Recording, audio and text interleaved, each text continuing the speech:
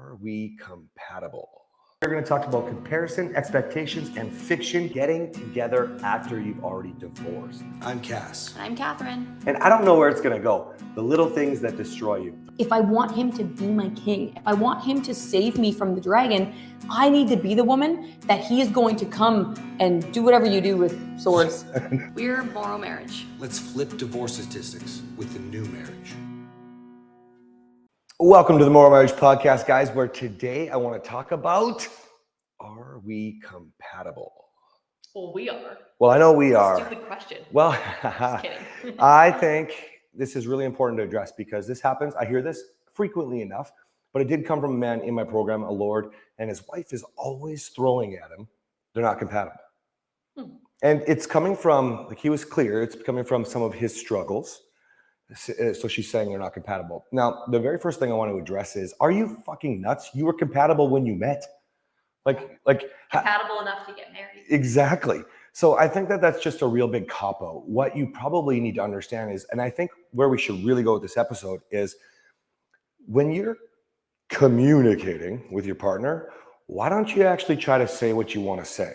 So are we compatible? Now, knowing this man, okay, I'm not going to say his name and embarrass him, but you know who you are when you listen to this episode, because you know is your question, and you know that you struggle with consistency, okay? I'm just going to use the one example for a moment, okay? So that means you're unreliable, okay? So if your wife is saying, we're not compatible, I think what she's really saying to you is, I like to get things done and you don't, for example, okay? So what I want you guys to take away from this is, stop using things like, are we compatible, as a freaking cop-out, okay? Get to the real issue. Actually discuss what you have a problem with. Now, I'm assuming, because I'm not working with her, and I was not in that conversation, but this would come up with sex all the time, right? Were you guys all over each other in the beginning? Yes. So it's not about that. There's a deeper issue that we'd have to address, right? Where's your mind going? Well, I have a lot of women that talk about sexual compatibility. Go. And what came to mind was when this whole, not sexual compatibility, but compatibility, you may have gotten along when you got married, but if you didn't intentionally, pour into your relationship, instead of growing together, which is what you should do, you hear people when they say I want to grow old with you, it's because they grow together. They go in the same direction together. But some people grow apart. And when you don't intentionally do the things that your partner wants to do and invite them to do the things that you want to do, invite them into your world and join your partner in their world, naturally, you're going to go away from each other. That's right. And so it is possible that you're not compatible, but you did that. And then that means it's your fault. And that means you're breaking your vows. So you better go fix it. Oh, I love it. I love when she gets just right to it. Like, if you just think about that, it doesn't matter what we're talking about compatibility wise. Okay. You have a choice to follow through on your commitment and understand that you allowed everything to happen this way. I'm not saying your partner's innocent, but she just talked about both worlds and bringing them together. Okay. But who are you going to be? I spend so much time on calls now. Like, if you haven't been on a call with me yet, like, I'm just like, I don't care how you got here, man. Like, let's talk about where we're going. If you start talking about things like compatibility, you're not even thinking about joining your partner in their world. Listen. Picture this. Yeah. Sorry, you go ahead. I was just going to say, listen, like, I don't particularly love the animals all the time, but I spent a bunch of time putting up a new fence, running to the feet sore with my wife. An electric fence that he laughs every time somebody does that. By the way. Don't act like the electric fence is for me. Somebody gets a lot of joy out of the electric fence. Well, it's not even for the joy. It's that there's it's not so much poop on the deck and stuff, pool deck and stuff. No, I know. But guys, this is me joining Kathryn in her world. We talk about animals a lot. She sees content on animals a lot. We share laughs in that a lot, and it's a lot. Okay, but it's her world, and I want to be a part of her world. And I want him to be. We would not be compatible if I just focused on what I want, which is less animals. Of course, right? Why are you doing that? It doesn't matter what we're talking about. Go, you wanted to say something. Yeah, this is, I think, a really important point.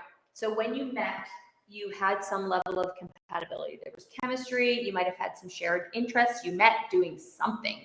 Now, whether or not you continue to do that, I don't know. But picture this. When you met your spouse, if you didn't marry your spouse, you would have gone single to do whatever it is that you wanted to do because you didn't have to think about your husband. You didn't have to think about your kids. Maybe you go skydiving every weekend. Maybe you go on wild vacations and you're a nomad and you don't. When you get married, naturally your life changes. You start to do some of the things that they do and they do some of the things that you do if you choose to do that. But if you didn't get married, your life would have gone in that direction. If you did get married and you didn't take the time to stay connected, so we met at the gym. If we chose to not continue to do that, and we also bonded over music, if we chose to not involve those things in our lives anymore, music is a hard one, but we still try, then we are not intentionally staying together on the things that connected us. I am much more interested in a lot of other things than music, but we still are connected on fitness. We're still connected on health. We still are connected in conversation. But if you don't water it, it's not going to grow. That's right. So naturally, whether you're married or not, your life is not going to stay compatible with anybody else's life. It's going to start gravitating to the new things that you want to do. I mean, even this could be any relationship. I'm reconnected with Darren lately. Any relationship, yes. So, exactly. somebody that this man was like a big brother to me going through my shit 20s. And, we kind of went different directions. We moved to different cities, we have different things we're focused on career-wise, et cetera, et cetera. Well, we just make a point of connecting. Why?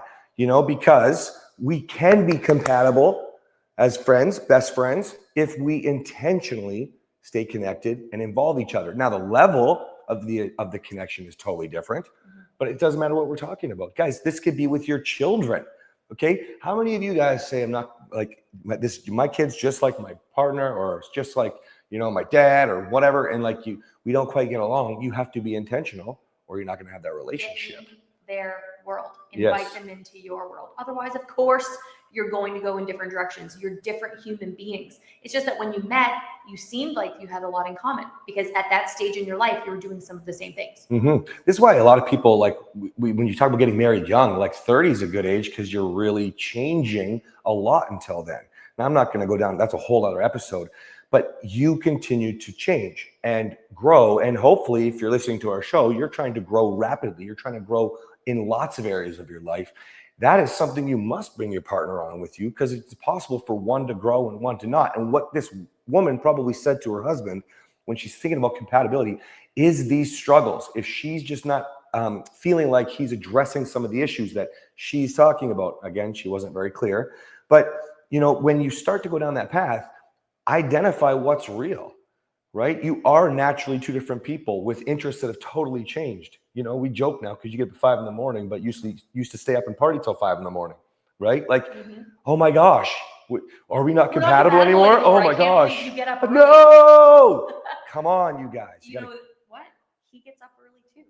We've grown together in our work ethic, in our health, in our commitments. We did it together. He's not sleeping in until 11 a.m. If he was, maybe we wouldn't be very compatible. But do you know what? We chose to try to set goals and reach them together. Yeah, we even do that with like when we work and what kind of work we're doing. And we look at our calendars constantly together. We look at our own special interests and how to bring them together. We converse about the things that are not both of our worlds.